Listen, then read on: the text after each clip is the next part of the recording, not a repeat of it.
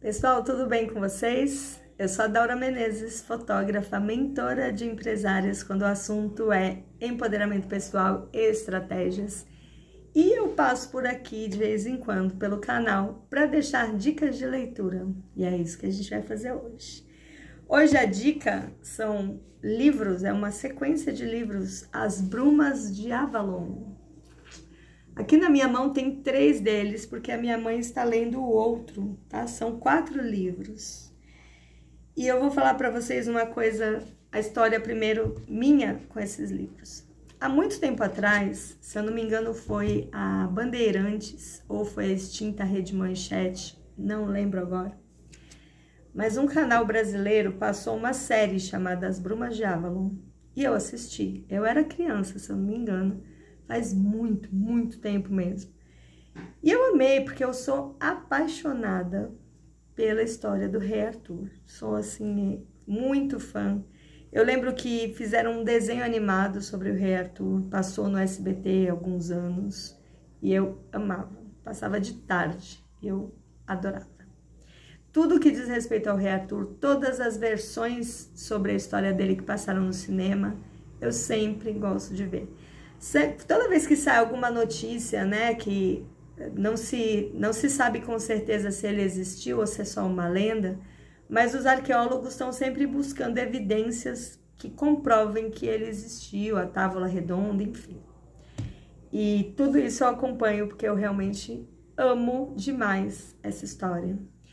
E aqui a gente tem Marion Zimmer Bradley contando pra gente, em 4 volumes, a história do Rei Arthur, sob a ótica da Morgana, a irmã dele. Meia-irmã, né? Irmã por parte de mãe só. O primeiro livro se chama A Dama... Como é que é mesmo? Nossa, me perdi aqui do primeiro livro. Que o primeiro livro tá emprestado para minha mãe, né? A Dama do Lago. A Dama do Lago, lembrei. A Dama do Lago, depois a gente tem A Grande Rainha, O Gamo Rei e O Prisioneiro da Árvore. Gente, a história contada sob a ótica da Morgana é fantástica. A visão feminina dela é sensacional. A forma como a Marion Zimmer Bradley contou essa história, falando de como se esperava o comportamento das mulheres, como era o comportamento dos homens, quais eram as obrigações de cada um, do que cada um abriu mão para manter o reinado, para manter as aparências, para ter uma vida decente, né? A questão também dos homens estarem sempre voltados para a guerra, enquanto as mulheres estavam voltadas para o lar, para a continuidade, para os filhos, enfim, as festas, que mais? O julgamento, porque Morgana se casou muito velha em relação à idade que se esperava. Enfim, e mais do que tudo isso, fala muito sobre fé, porque Morgana foi criada para ser a grande rainha em Avalon, a grande deusa, né? Para representar a deusa. E o que significa isso? Quais são as consequências de você fazer um compromisso, entregar um compromisso como esse? E quais são as consequências de você abandonar esse compromisso? O que pesa mais? Você atender aos anseios do seu coração, atender aos compromissos que você faz com a sua fé, ou atender aos compromissos que a sociedade te impõe? O que é certo e o que é errado quando você está no meio de um ritual de fé? Quando você está no meio de um mundo que não é compreendido por todo mundo, né? Por todas as pessoas. Como é que você lida com as pessoas que não têm a mesma fé que você?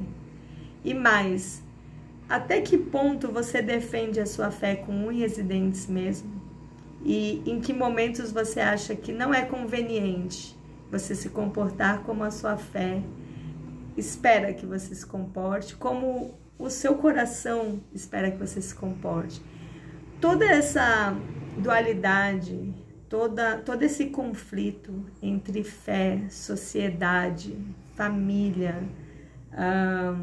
hábitos, vida, né? A vida que você tem dentro da sua fé e a vida que você tem do lado de fora, todo esse conflito é narrado aqui, por trás da história do Rei Arthur. Então, a forma como a Marion Zimmer Bradley fala sobre tudo isso é muito interessante, porque apesar dela estar falando sobre a história, a lenda do Rei Arthur, da Morgana e de Avalon, é um assunto que realmente até hoje é complexo, né? Eu conheço algumas pessoas, por exemplo, que não assumem publicamente que são frequentadoras de, por exemplo, de centros de Umbanda. Conheço pessoas assim. Por quê? Porque o centro de Umbanda, as religiões de matriz africana, ainda sofrem muito preconceito aqui no Brasil. Não posso dizer quanto ao resto do mundo, que eu não estudei isso, mas aqui no Brasil eu sei como é. Então, todo esse preconceito faz com que as pessoas olhem, algumas pessoas, né? Olhem meio torto para quem diz que é do candomblé, da Umbanda, enfim. E aí, às vezes, por medo do julgamento, essa pessoa critica a própria religião quando está num grupo, a pessoa faz piadas, a pessoa fala bobagem, mas lá dentro do coração dela, ela é do candomblé, ela é do axé. Como assim, né? E é lógico que a pessoa que faz isso está cometendo um baita erro, tá ferindo principalmente ela mesma. Ela tá falando da boca para fora que não gosta, que é contra determinados rituais, determinados ritos, determinados comportamentos que ela faz. Não tô falando, eu falei agora sobre as religiões de matriz africana porque fica mais fácil das pessoas entenderem o conflito quando a religião sofre algum preconceito. Mas isso serve para qualquer outra. Católicos fervorosos, por exemplo, eu conheço católicos que só falam que são católicos quando é conveniente. Já a galera que é evangélica é um pouquinho mais defensora, mas mesmo assim existem evangélicos que eu já vi evangélicos se dizerem espíritas. E a gente sabe que as duas doutrinas são conflitantes, não dá para você ser evangélico e espírita. Conheço pessoas que dizem que são evangélicas e bruxas. Conflitante também. Isso só para vocês terem uma noção de como esse assunto é complexo. E apesar da gente estar falando aqui da história do Rei Arthur, tudo isso está aqui atrás das Brumas de Avalon, principalmente porque Morgana foi escolhida pela deusa para ser representante e para conduzir Avalon. E aí tem toda a história da Excalibur, a famosa espada, né? Não teve aquela história de colocar a espada na pedra e só o prometido, só o rei e tal consegue tirar. Não teve nada disso, tá, gente? Isso aí colocaram depois, não sei, ou então é a versão da Marion Zimmer Bradley que não tem isso. Mas a espada realmente é mágica, especialmente a bainha da espada é mágica, a forma como a bainha foi feita, enfim. E o Rei Arthur realmente era invencível com essa bainha e com essa espada.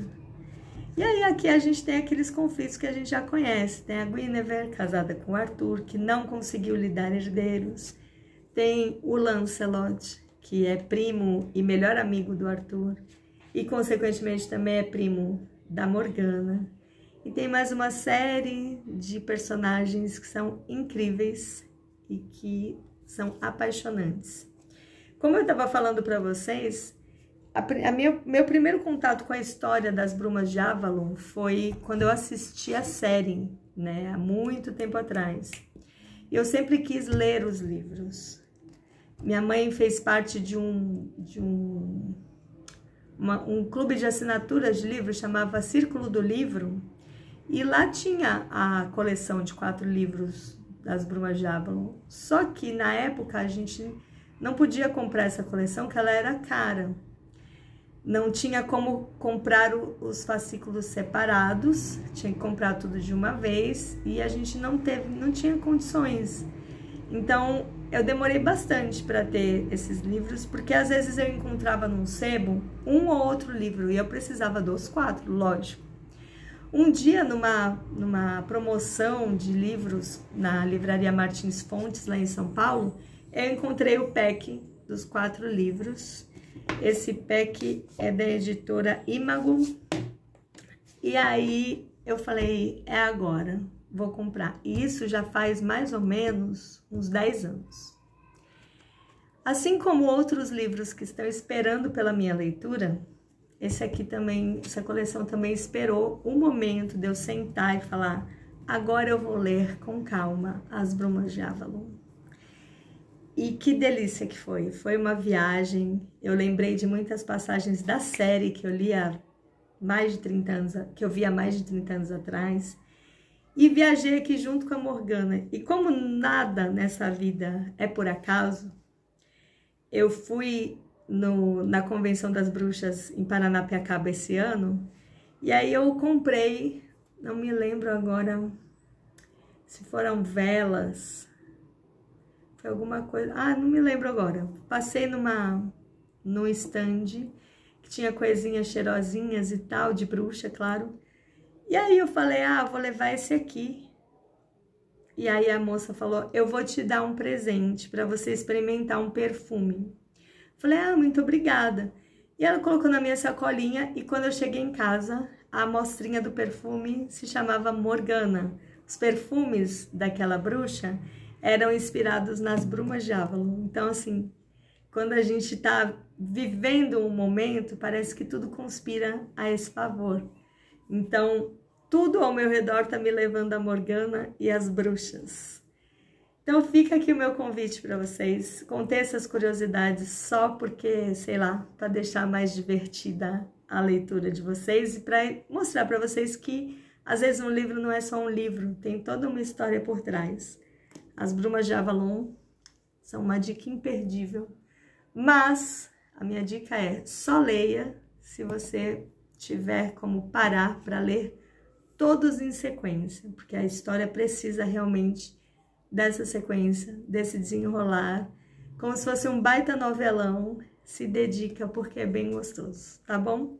Se você já leu As Brumas de Avalon, se você lembra da série que passou há blá blá blá anos atrás, me conta depois, tá bom? Beijo.